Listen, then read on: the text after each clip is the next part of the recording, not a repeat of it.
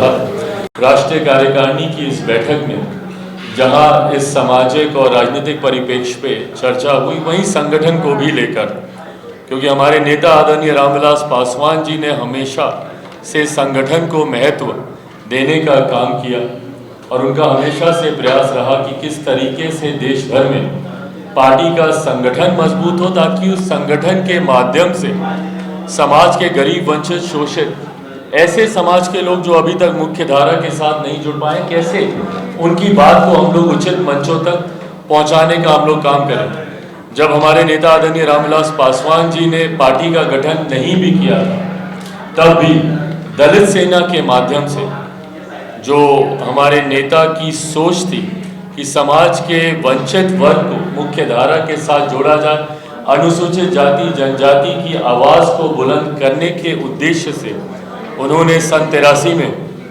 जब मेरी आयु महज 1 वर्ष की थी, उस वक्त उन्होंने दलित सेना का गठन किया था और तब से दलित सेना के माध्यम से हो या फिर सन 2000 में लोक जनशक्ति पार्टी के गठन के माध्यम से उन्होंने समाज के ऐसे वर्गों की आवाज़ को बुलंद करने का काम किया जिन्हें आज़ादी के दशकों के बाद भी वो मंच नहीं मिला अपनी आवाज़, अपने अधिकारों की लड़ाई लड़ने का।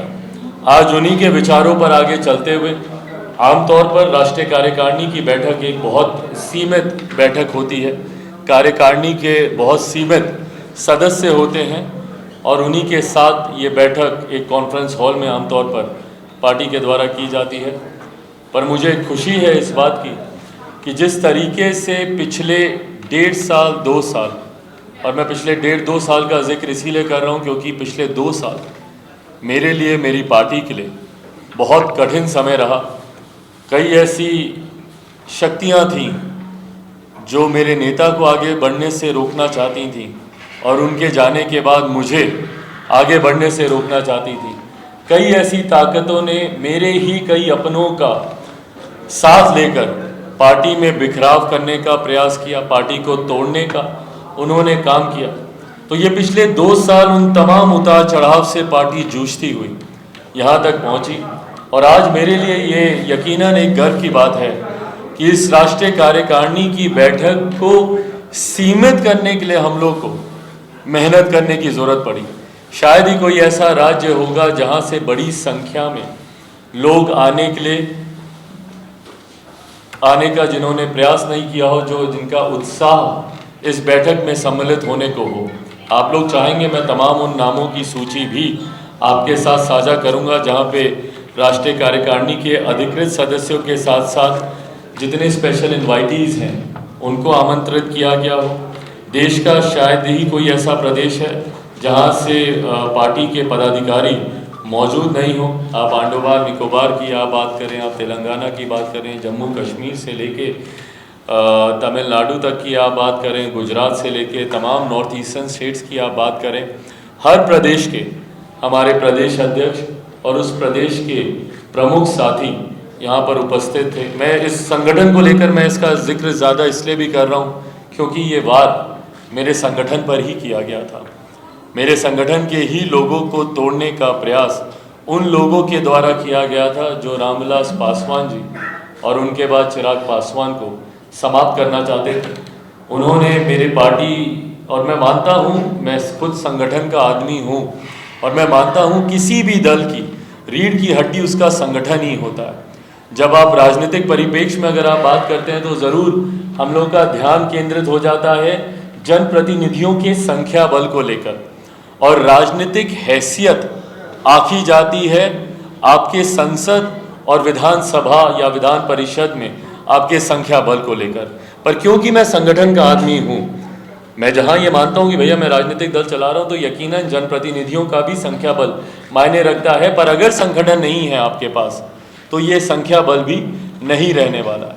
और अगर ये संगठन है आपके पास तो आज भले आपके पास ये संख्या बल नहीं हो, पर कल ज़रूर वो संख्या बल पिछली बार से ज़्यादा मजबूती से आएगी। और जो लोग उस संख्या बल पर हतोत्साहित हो रहे हैं वो अपने संगठन पे अगर ध्यान नहीं देंगे तो आज जो संख्या बल उनके पास है उसको बचाए रखना संभव नहीं होगा। और कई राजनीतिक दल इतिहास में भी इस बात के गवाह रहे हैं। कई बड़ी बड़ी राष्ट्रीय पार्टी जो दशकों तक सत्ता में रहीं पर दौर एक ऐसा आया जब वो अपने संगठन पे ध्यान नहीं दे पाए तो संगठन वो सत्ता से बाहर हुए। और कई ऐसे दल जिनका संख्या बल जनप्रतिनिधियों की संख्या के हिसाब से ना के बराबर था, पर अपने संगठन की ताकत से उन्होंने सत्ता में आने का काम किया। मैं मौजूदा परिस्थितियों से बिना विचलित हुए, बिना घबराए और बिना अपना धैर्य खोए मजबूती से निरंतरता में अपने संगठन को मजबूत करने के कार्य में लगा हुआ हूँ। बिहार, जहाँ से मूलतः इस पार्टी का उदय होता है, जहाँ से मैं आता हूँ, बिहार में तो ज़रूर यकीनन हम लोग ध्यान केंद्रित अपना कर ही रहे हैं। और मेरे तमाम वो साथी, प्रेस मीडिया के भी वो साथी जो बिहार से आते हों या जो बिहार आते जाते रहे हों, वो इस बात से सहमत होंगे, और मैं कई उन चेहरों को देख भी रहा हूँ संबोधित करते हुए, वो इस बात से सहमत होंगे कि बिहार में आज की तारीख में पार्टी ने एक नई ताकत यकीनन हासिल की है, संगठन के माध्यम से भी और अपने जनाधार को बढ़ाने के माध्यम से ही। पर पार्टी अपने आप को सिर्फ बिहार तक ही सीमित नहीं रखने वाली है। पार्टी का विस्तार देश भर में हो, इसी उद्देश्य से विभिन्न प्रदेशों में कार्यक्रम आयोजित किए जा रहे हैं। मेरे खुद के कई राज्यों में कार्यक्रम लगे। हम लोग झारखंड हम लोग गए, वहाँ पे पार्टी का कार्यक्रम हुआ। राजस्थान में पार्टी का कार्यक्रम हुआ। जिस वक्त राजस्थान में एक वो दुखद घटना भी घटी थी जालौन में, जिस तरीके से उस बच्चे को पीट कर मार दिया गया था, उस वक्त हम लोग राजस्थान गए थे। डाउन साउथ हम लोग के कई राज्यों में कार्यक्रम लगे। हम लोग कर्नाटका गए, हम लोग तमिलनाडु हम लोग गए, हाल फिलहाल के दिनों में कलकत्ता में हम लोग का कार्यक्रम था। राजस्थान हम लोग गए, गुजरात में हमारा कार्यक्रम था। गुजरात का जब मैं जिक्र करता हूँ, वहाँ के कार्यक्रमों का महत्व आज की तारीख में ज़्यादा बढ़ जाता है, क्योंकि गुजरात में आने वाले दिनों में चुनाव भी हैं। और लोक जनशक्ति पार्टी रामविलास ने ये निर्णय लिया है कि पार्टी जहाँ जहाँ पे भी हम लोग का संगठन मजबूत है, और जो कि आप मैं गर्व से कह सकता हूँ कि अधिकांश राज्यों में है, वहाँ पर पार्टी चुनाव लड़ेगी, जिसमें गुजरात भी एक राज्य है। इसी सोच के साथ गुजरात के विभिन्न जिलों में मेरे कार्यक्रम हाल फिलहाल के दिनों में लगे, और आने वाले दिनों में भी ये कार्यक्रम आयोजित होंगे। अहमदाबाद हम लोग गए थे, सूरत में पार्टी ने एक बड़ा कार्यक्रम किया। अभी हाल के दिनों में गोधरा में पार्टी का एक बड़ा कार्यक्रम हुआ। आने वाले हफ्ते में राजकोट का हम लोग का कार्यक्रम लगा हुआ है। तो तमाम विभिन्न जिलों में जाकर गुजरात से मेरे नेता का भी एक विशेष लगाव रहा। हमारे नेता ने गुजरात और गुजरातियों के साथ उस वक्त खड़े रहे जब गुजरात एक कठिन दौर से गुजर रहा था। उस वक्त मेरे नेता ने लंबे समय तक ना सिर्फ वो गुजरातियों के साथ रहे, वहाँ पे जाकर लंबे समय तक उन्होंने प्रवास भी किया, और वहाँ की समस्याओं को करीबी से उन्होंने देखने का उन्होंने कार्य भी किया और उसका समाधान ढूंढने का प्रयास भी किया। उन्हीं के इन कार्यों को आगे बढ़ाते हुए आगामी गुजरात विधानसभा चुनाव में लोक जनशक्ति पार्टी अपने प्रत्याशी उतारने का काम करेगी। सूची पे काम शुरू हो चुका है। कई ऐसे विधानसभाएं हैं जहां पे पहले भी पार्टी ने चुनाव लड़ा था। कई हमारे राष्ट्रीय पदाधिकारी भी हैं जो वहां से आते हैं। तिजोरीवाला जी हैं, शकील तिजोरीवाला जी, और कई और ऐसे साथी जो राष्ट्रीय कार्यकारिणी में भी हैं और जिन्होंने पहले भी चुनाव लड़ा था, और मजबूत पकड़ अलग अलग विधानसभा में इन तमाम हमारे साथियों की रही है। कितनी सीटों पर हम लोग चुनाव लड़ेंगे ये ज़रूर अभी चर्चा का विषय है। एक बार अधिसूचना आती है उस वक्त इस बात को साझा किया जाएगा। आज की ही बैठक में हमारे हिमाचल प्रदेश के हमारे प्रदेश अध्यक्ष जी के द्वारा मजबूती से इस बात को रखा गया कि अधिसूचना वहाँ पे जारी हो गई है, और वहाँ पर भी कुछ सीटें ऐसी हैं क्योंकि हिमाचल में हाल फिलहाल के दिनों में संगठन में कुछ बदलाव हुए थे, पर उस बदलाव के बावजूद संगठन कम समय में इतनी मजबूती से तैयार किया जा चुका है कि वहाँ पर भी पार्टी के पदाधिकारियों के द्वारा चुनाव लड़ने का सुझाव सामने रखा गया है। आज ही वहाँ के लिए एक चुनाव प्रभारी की नियुक्ति केंद्रीय नेतृत्व के द्वारा की जाएगी, और जिन सीटों पर राज्य कार्यकारिणी वहाँ पर चुनाव लड़ना चाहेगी वो सुझाव केंद्रीय संसदीय बोर्ड को भेजेगी, और उस सुझावों पर हम लोग ज़रूर चर्चा करेंगे, और संभवतः कुछ ही सीटों पर सही पर हिमाचल में भी पार्टी चुनाव लड़ेगी। ये राज्य ऐसे राज्य भी हैं जहाँ पे पहले भी पार्टी का जनाधार रह चुका है, पार्टी का प्रतिनिधित्व वहाँ की विधानसभाओं में हमारे नेताओं के द्वारा किया जा चुका है। हिमाचल में हमारे विधायक रहे हैं, मणिपुर में हम लोग के विधायक या हम लोग के मंत्री भी वहाँ पे रहे हैं। तो इन्हीं बातों को, इस जनाधार को आगे बढ़ाने के उद्देश्य के साथ आज ये राष्ट्रीय कार्यकारिणी की ये बैठक आयोजित की गई। जहाँ पे संगठन को और कैसे मजबूत किया जा सके, उसको लेकर भी ये चर्चा हुई। साथ ही में परंपरा स्वरूप राष्ट्रीय कार्यकारिणी में कई प्रस्तावों को भी पारित किया गया है। कई ऐसे प्रस्ताव हैं जिसको कार्यकारिणी के समक्ष रखा गया और उनकी सहमति मिलने के बाद इन प्रस्तावों को पारित माना जाता है और इन प्रस्तावों को उचित मंचों पर आने वाले दिनों में भेजने का काम पार्टी करेगी। जहाँ जहाँ पर भी हम लोग को लगता है कि इस प्रस्ताव को प्रमुखता से पार्टी को उठाने की ज़रूरत है। ये 6 प्रस्ताव हैं। मैं चाहता हूँ कि आपके समक्ष मैं इन प्रस्तावों को भी एक बार पढ़ दूँ, क्योंकि इसमें से कई क्या सारे ही महत्वपूर्ण प्रस्ताव हैं जिसकी प्रतिलिपि ज़रूर आप सबके साथ इस वार्ता के बाद साझा कर दी जाएगी। जिसमें सबसे प्रमुखता से पहले नंबर पे जो प्रस्ताव है वो हमारे नेता को लेकर है। हमारे नेता को के सम्मान से जुड़ा हुआ ये प्रस्ताव है और मुझे नहीं लगता कि जब हम लोग इसकी मांग करते हैं तो हम लोग किसी भी तरीके की कोई भी अतिशयोक्ति हम लोग करते हैं। भारत रत्न एक ऐसा पुरस्कार है जो सिर्फ चुनिंदा उन लोगों को दिया जाता है जिन्होंने राष्ट्र के निर्माण में या जिन्होंने राष्ट्र हित में कोई बड़ा योगदान दिया। मुझे लगता है मेरे नेता आदरणीय रामविलास पासवान जी जिस पृष्ठभूमि से आते थे, जिस परिवार से आते थे और जिस संघर्ष के रास्ते को चुनते हुए वो देश के सर्वोच्च पदों में से सर्वोच्च पदों में से उस पद के आसपास वो पहुँचे जहाँ पर उन्होंने लोकसभा में उन्होंने ना सिर्फ लीडर ऑफ द हाउस की भूमिका उन्होंने निभाने का काम किया। देवेगौड़ा जी गुजराल साहब के समय का मैं जिक्र कर रहा हूँ। बड़े से बड़े मंत्रालय की जिम्मेदारी उन्होंने निभाने का काम किया और ना सिर्फ उन्होंने जिम्मेदारी निभाई, उस मंत्रालय से जनहित में कई फैसले लिए गए। उसमें से कई फैसले आज उनके जाने को 2 साल हो गया। इस 8 अक्टूबर को उनकी दूसरी पुण्यतिथि थी। कई फैसले उनके द्वारा उनके रहते हुए लिए गए जो आज भी केंद्र सरकार के द्वारा लागू किए जा रहे हैं। आज भी वो फैसले पर कार्य हो रहा है, जिसमें से उनके अंतिम दिनों में जो उन्होंने फैसला लिया गरीबों तक राशन पहुंचाने का, मुझे लगता है कि उस वक्त जिस तरीके से हमारे नेता विचलित थे, उन तस्वीरों को देखकर जो आप सब मीडिया साथियों के माध्यम से ही वो तस्वीरें साझा हुई जहां पर हज़ारों सैकड़ों किलोमीटर की यात्रा करके अपने अपने प्रदेशों में वो मजदूर साथी जाने के लिए विवश थे, जो लॉकडाउन की वजह से जिनके पास रहने के लिए कोई साधन नहीं था, कोई व्यवस्था नहीं थी। मेरे नेता, उनकी खुद की तबीयत उस वक्त खराब थी, पर अपनी सेहत की चिंता ना करते हुए उनको चिंता थी कि भाई ये जो दिन रात चल रहे हैं और हज़ारों सैकड़ों किलोमीटर की यात्रा जो मजदूर साथी अपने राज्य में पहुंचने के लिए कर रहे हैं, इनको 2 वक्त का राशन कैसे मिलेगा।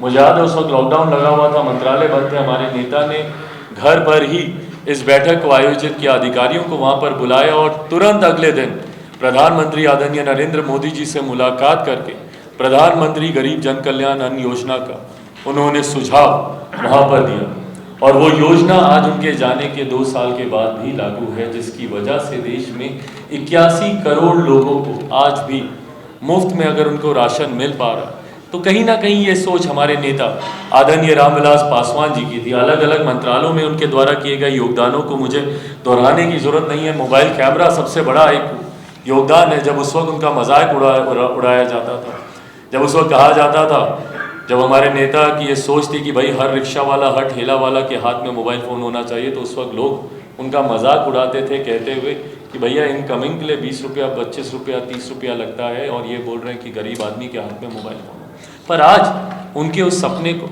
साकार किया गया। ये सोच हमारे नेता की थी। जिस तरीके से समाज के वंचित गरीब वर्ग को मुख्य धारा के साथ जोड़ने के लिए उन्होंने अलग अलग विभागों में रहते हुए ये फैसले लिए और जिस तरीके से 5 दशक से ज़्यादा, 50 साल से ज़्यादा सक्रिय राजनीति में उनका योगदान रहा, 6 प्रधानमंत्रियों के साथ बतौर कैबिनेट मिनिस्टर उन्होंने कार्य किया। लोकसभा में निरंतरता में वो चुनकर जाते रहे, राज्यसभा में भी उन्होंने अपना प्रतिनिधित्व उन्होंने वहाँ पे किया। ऐसे हम लोग मानते हैं कि हमारे नेता आदरणीय रामविलास पासवान जी को देश के सर्वोच्च सम्मान भारत रत्न से सम्मानित किया जाना चाहिए और यही प्रस्ताव हम लोगों ने आज राष्ट्रीय कार्यकारिणी के समक्ष हम लोगों ने रखा और सर्वसहमति से, आप लोग भी तब तक कमरे में मौजूद हो गए थे, आप लोगों ने भी देखा कि सर्वसहमति से दोनों हाथ उठाकर हमारे नेता को भारत रत्न दिया जाए, ये प्रस्ताव पारित किया गया। दूसरा प्रस्ताव हमारे नेता को सम्मान देने से ही जुड़ा हुआ है। एक लंबे समय तक हम लोगों ने इंतज़ार किया, खासतौर पर मैं बिहार का जिक्र करूंगा।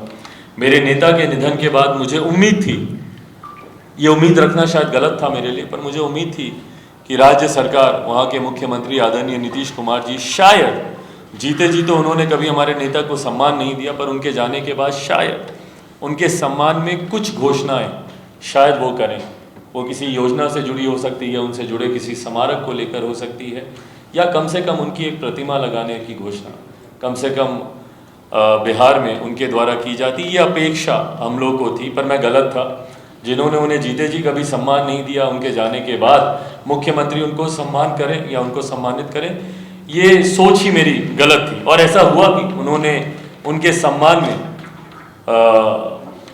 कोई भी कार्य करना उन्होंने ज़रूरी नहीं समझा। बहरहाल ये उनकी पार्टी है और हम सब उनके अनुयायी हैं। ये हम लोग की जिम्मेदारी बनती है और हम लोग किसी पे आश्रित नहीं हैं। और ये फैसला पार्टी ने आज से कुछ महीनों पहले पार्टी के स्थापना दिवस पर हम लोगों ने लिया था कि उनकी प्रतिमा बिहार के हर एक ज़िले में लगाई जाएगी, और हम लोगों ने इस कार्य की शुरुआत भी की। सबसे पहले उनकी कर्मभूमि में उनकी प्रतिमा को लगाया गया।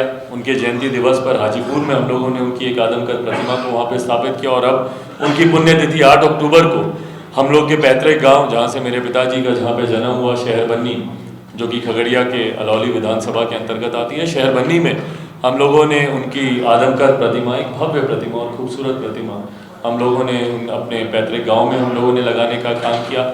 औरंगाबाद हो, कई और ऐसे ज़िले हों, वहाँ पे भी उनकी प्रतिमा लगाई जा चुकी है, और बाकी के ज़िलों में भी आने वाले दिनों में ये प्रतिमा लगाई जाएगी। और इसी तर्ज पर देश के हर एक राज्य में हमारे नेता आदरणीय रामविलास पासवान जी की प्रतिमा स्थापित हो, ये फैसला भी इस कार्यकारिणी में लिया गया है। कई साथियों ने खुद ही सुझाव दिया, कईयों ने योगदान दिया कि हमारे पास यहाँ पे ज़मीन है, वो हम देना चाहते हैं, हमारे पास यहाँ पे जगह है, वहाँ पे हम लगाना चाहते हैं। तो आने वाले दिनों में हर एक राज्य में उनकी आदमकद प्रतिमा लगेगी, ये फैसला लिया गया। तीसरा फैसला, जो कि निरंतरता में, जो मुझसे व्यक्तिगत तौर पर मेरे दिल के बहुत करीब है, और मैंने कई बार भारत की संसद में भी इस विषय को उठाया है, मैं पुनः दोहराऊंगा नहीं, पर मैं चाहता हूं कि अब इस मांग को लागू किया जाए। भारत एक युवा देश है, एक बड़ी आबादी भारत में युवाओं की है, और आज की तारीख में जब शिक्षा, रोजगार जैसी समस्याओं से हम लोग कहीं ना कहीं जूझने का काम कर रहे हैं, उसके समाधान के लिए ज़रूरी है कि देश में एक राष्ट्रीय युवा आयोग का गठन किया जाए। जिस तरीके से महिला आयोग है, बाल आयोग है, अल्पसंख्यक आयोग है, अनुसूचित जाति जनजाति आयोग है, ऐसे में ही जब देश की कितनी बड़ी आबादी युवाओं की है, तो क्यों नहीं उनसे जुड़े हुए विषयों के समाधान के लिए एक ऐसा आयोग बने, एक ऐसी नोडल एजेंसी बने जहाँ पे युवा अपनी समस्या के साथ जाएं और समाधान लेकर आएं। और ये आयोग उनकी बेहतर शिक्षा, हायर एजुकेशन से लेकर, उनके रोजगार से लेकर, या विभिन्न क्षेत्रों से आने वाले युवा, कई ऐसे खिलाड़ी हैं जो कि खेलकूद में दिलचस्पी रखते हैं, बट उनका राज्य शायद उनको उस तरीके से प्रोत्साहित नहीं करता है जैसे मेरा राज्य नहीं करता। भैया, हरियाणा एक छोटा सा राज्य है, कितने खिलाड़ी वहाँ से निकल कर आते हैं, राष्ट्रीय अंतर्राष्ट्रीय स्तर पर हमारे देश का नाम ऊंचा करते हैं। मेरे बिहार से कितने ऐसे खिलाड़ी हैं, पर उनको वो सुविधाएं मेरा राज्य नहीं देता। ऐसे में एक राष्ट्रीय युवा आयोग का गठन होगा, जो कि डॉक्टर्स, इंजीनियर्स बनने के अलावा जो कला के क्षेत्र से जुड़ना चाहते हैं, जो एक्टर, इंजीनियर या सिंगर या डायरेक्टर बनना चाहते हैं, खिलाड़ी बनना चाहते हैं, उद्यमी बनना चाहते हैं, उनको मोटिवेट करे। तो एक नोडल एजेंसी के तौर पर ये युवा आयोग काम करे, जो युवाओं से जुड़ी हुई तमाम समस्या को देखे। इसका प्रस्ताव हम लोगों ने पारित किया है। साथ ही में एक और बहुत महत्वपूर्ण विषय, जिसको पुनः मैंने पार्लियामेंट में कई बार उठाया है, इंडियन जुडिशल सर्विस से जुड़ा हुआ। जिस तरीके से न्यायपालिका के उच्च पदों में जजों की जिस तरीके से नियुक्ति आज की तारीख में भी एक कॉलेजियम के माध्यम से ही की जाती है, जिसमें समाज के वंचित वर्ग से आने वाले लोग कहीं ना कहीं वहां तक नहीं पहुंच पाते, उनका प्रतिनिधित्व नहीं हो पाता, क्योंकि वो कॉलेजियम ही डिसाइड करता है आने वाले जजों की नियुक्तियों को लेकर। ऐसे में लोक जनशक्ति पार्टी रामविलास ये मांग करती है कि एक भारतीय न्यायिक सेवा का गठन किया जाए, जिस तरीके से तमाम और सर्विसेज में IAS हों, IPS हों, जो कि कंपटीशन के माध्यम से आते हैं, चुने जाते हैं, और जिसमें समाज के हर वर्ग का प्रतिनिधित्व होता है, हर व्यक्ति को मौका मिलता है आकर अपनी बातों को रखने का। ऐसे में अगर एक इंडियन जुडिशल सर्विसेज का गठन होता है, तो मुझे लगता है कि न्यायपालिका में भी देश के हर वर्ग का, हर समाज का प्रतिनिधित्व करने के लिए कंपटीशन से बेहतर और कोई माध्यम नहीं हो सकता। इसलिए हम लोग इंडियन जुडिशियल सर्विसेज की भी का प्रस्ताव आज सर्वसहमति से यहाँ पर पारित किया गया। सेकेंड लास्ट प्रस्ताव में हम लोगों ने बिहार से जुड़ा हुआ, उस राज्य से हम लोग की पार्टी आती है, बिहार से जुड़ा हुआ एक प्रस्ताव, और पुनः इसमें तमाम बिहारी साथी सहमत होंगे। जिस तरीके से मेरे मुख्यमंत्री की व्यक्तिगत महत्वाकांक्षाओं की वजह से हाल फिलहाल के वर्षों में बिहार ने सिर्फ सरकारों को बनते बिगड़ते ही देखा है। बार बार पिछले 8 सालों में हम लोगों ने देखा कि नई सरकारों का गठन हुआ, पर ताज्जुब ये होता है कि मुख्यमंत्री वही रहते हैं और उप मुख्यमंत्री बस बदल दिए जाते हैं। सरकार में और कोई बदलाव नहीं हुआ भैया बिहार में, सिर्फ मुख्यमंत्री वही रहते हैं और बदले जाते हैं तो उप मुख्यमंत्री वहां पे बदल दिए जाते हैं। वही नीति पे काम हो रहा है, वही अराजक परिस्थिति है, और बार बार नई सरकार के बनने बिगड़ने के चक्कर में एक अराजक परिस्थिति बिहार में उत्पन्न हो गई। मेरा एक ऐसा प्रदेश है जहां पे खुलेआम बाइक पर सवार होकर लोग गोलियां बरसाते हुए चले जाते हैं, कानून का उन्हें डर नहीं है। जहां पे टारगेट किलिंग की जाती है, अनुसूचित जाति जनजाति से आने वाली बच्चियों को, युवाओं की गला रेत कर हत्या कर दी जाती है, बच्चियों के साथ दुष्कर्म कर उनके बॉडी को पानी में फेंक दिया जाता है। अफसोस की बात यह कि एक अपराधी के ऊपर कार्रवाई नहीं होती। जहां हत्या चरम सीमा पर है, जहां भ्रष्टाचार चरम सीमा पर है। मैं एक ऐसे राज्य की बात कर रहा हूं जहां पे पुल हवा में उड़ जाते हैं। मैं एक ऐसे राज्य की बात कर रहा हूं जहां पे बांध चूहे कुतर जाते हैं। मैं एक ऐसे राज्य की बात कर रहा हूं जहां पे करोड़ों की शराब चूहे पी जाते हैं, जहां के कानून मंत्री फरार होते हैं, जहां के मंत्री अपने आप को चोरों का सरदार कहते हैं। वहां के मैं मुख्यमंत्री का जिक्र कर रहा हूं। ये अराजक परिस्थिति उन्होंने उत्पन्न की है। ऐसे में केंद्र सरकार से आज इस कार्यकारिणी ने यह प्रस्ताव पारित कर केंद्र सरकार से हम लोगों ने आग्रह किया है और ये मांग की है कि बिहार में अब राष्ट्रपति शासन लागू कर देना चाहिए। बिहार के मुख्यमंत्री से उनका सरकार, उनका राज्य अब नहीं संभलता। संभल तो पहले भी नहीं रहा था, पर अब पूरी तरीके से परिस्थितियां उनके हाथ से निकल गई हैं। ऐसे में वहाँ की सरकार को भंग करके राष्ट्रीय कार्यकारिणी ने प्रस्ताव पारित किया है कि वहाँ पे राष्ट्रपति शासन लागू कर देना चाहिए। और अंतिम प्रस्ताव जो पार्टी की तरफ से यहाँ पे पारित हुआ है वो पार्टी का विभिन्न प्रदेशों में चुनाव को लेकर है, जहाँ पे केंद्रीय नेतृत्व को ये सर्वसहमति से अधिकृत किया गया है कि विभिन्न राज्यों में गठबंधन को लेकर या चुनाव लड़ने को लेकर जो भी केंद्रीय नेतृत्व फैसला लेगा वो तमाम राज्य उसका सम्मान करेंगे। तो ये तमाम ऐसे प्रस्ताव हैं जिनको यहाँ पे पारित किया गया। राष्ट्रीय कार्यकारिणी की बैठक पार्टी के संविधान के द्वारा मान्यता प्राप्त ये एक ऐसी बॉडी है पार्टी की जिसकी बैठक हर 6 महीने 8 महीने में निर्धारित की गई है। ये बैठक होनी चाहिए। पिछले दिनों जब ये बैठक हुई थी उस वक्त पार्टी बहुत विपरीत परिस्थितियों से गुजर रही थी, पर वहाँ से लेकर आज तक पार्टी ने एक लंबी छलांग लगाई है और बहुत मजबूत परिस्थिति में पार्टी पहुँची है। अलग अलग जगहों पर पार्टी ज़रूर लड़ाई लड़ रही है। चुनाव आयोग में भी पार्टी को लेकर, सिंबल को लेकर तमाम चीज़ें हैं, जहाँ पे हियरिंग्स चल रही हैं, बातचीत चल रही है।